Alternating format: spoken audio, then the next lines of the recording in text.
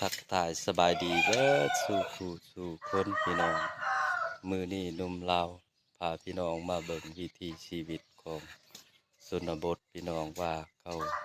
เฮ็ดแบบใดหากินโดยวิธีใดทุกคนเอามาติดตามเบิ่งนำกันเลยเด้อทุกคน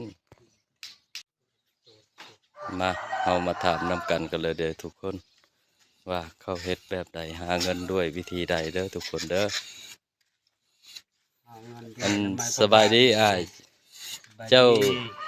จักตอกข้าวตอกหยังอันนี้ตอกข้าวบ่จับตอกติดเขา เออแล้วเฮ็ดแบบใดอ้ายนี่แล้วซานเป็นติบข้าวแล้วขายบ่ ว่ายขายเลยเว้ย หน่วยเท่าไรเดี๋ยวนี้ฮะ มูลเชียน ปาเถอะหน่วยละแสนเนาะ มูลเชียนหาไว้นี่มูลเชียน เออ